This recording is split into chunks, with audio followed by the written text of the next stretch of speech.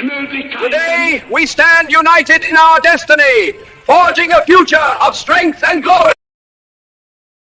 میں اور میرا بیوی ایوا براؤن موت کو قبول کرتے ہیں۔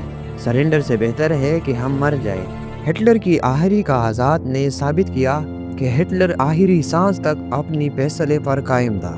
30 اپریل 1945 کو اپنی جان لینے سے پہلے ایڈولف ہٹلر اور اس کی محبوبہ ایوا براؤن نے اپنی تمام کاغذات، تصاویر اور ریکارڈ کو جلا دی۔ ہٹلر چاہتا تھا کہ اس کے مرنے کے بعد اس کا کوئی بھی نشان باقی نہ رہے۔ اس وقت کسی کو معلوم نہیں تھا کہ ہٹلر نے مرنے سے پہلے بنکر میں کیا، لیکن 70 سال بعد ایک فرانسیسی آفیسر کمانڈنٹ ریمون روز بنکر کے اندر کیا۔ بنکر میں داخل ہونے کے لیے 26 سیڑھیاں نیچے اترنا پڑتی تھی، جہاں بہت گندے کمرے اور تاریکیاں تھا۔ کاغذات بکھرے ہوئے تھے، فرنیچر الٹ پلٹ تھا۔ اس بنکر میں کچھ ایسی کاغذات سامنے آیا جنہوں نے ہٹلر کے آخری فیصلوں پر روشنی ڈالی۔ ان کاغذات سے معلوم ہوا تھا کہ ہٹلر آخری سانس تک اپنی فیصلے پر قائم تھا۔ ہٹلر کی موت سے صرف 10 دن پہلے جرمنی کا پورا نظام ٹوٹ چکا تھا۔ برلن ملبے کا ڈھیر بن گیا تھا، ہر طرف تباہی اور خوف طاری تھا۔ الائڈ فورسز کے بم گر رہے تھے اور ریڈ آرمی صرف 100 کلومیٹر دور تھا۔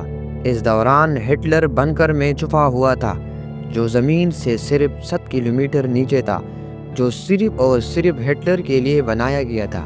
بنکر کا ماحول انتہائی ناسازگار تھا، چھوٹے کمرے، تنگ راستے، ٹھنڈ، نمی اور اندھیرا۔ ایوا براؤن پچھلے 13 سال سے ہٹلر کی محبوبہ تھی۔ وہ اپنی مرضی سے ہٹلر کے ساتھ بنکر میں رہتا تھا۔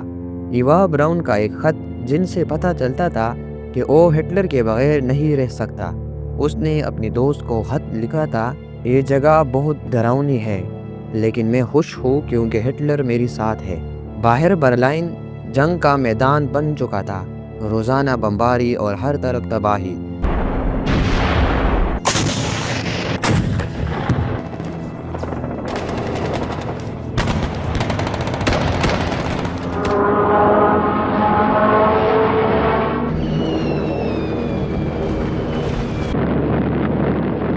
جرمنی کے پاس صرف 900 ٹینک اور 5 لاکھ فوج تھی، لیکن پھر بھی ریڈ آرمی شہروں پر قبضہ کرتے جا رہے تھے۔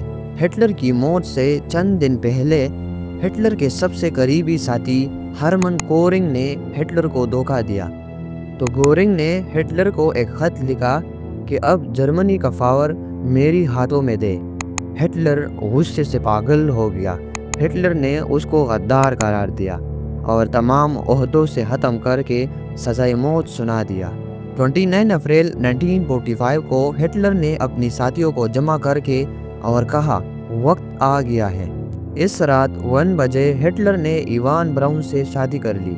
شادی کے فوراً بعد اس نے ایک وصیت لکھوائی جس میں ہٹلر نے کہا، میں اور میرا بیوی ایوا براؤن موت کو قبول کرتے ہیں۔ سرنڈر سے بہتر ہے کہ ہم مر جائیں۔ 30 اپریل 1945 دوپہر 3 بجے ہٹلر نے پہلی اپنی کتے بلونڈی کو زہر دیا، پھر ایوا کے ساتھ اپنی کمرے میں چلا گیا۔ بالکل 24 گھنٹے بعد اگلے دن دونوں نے خودکشی کر دیا۔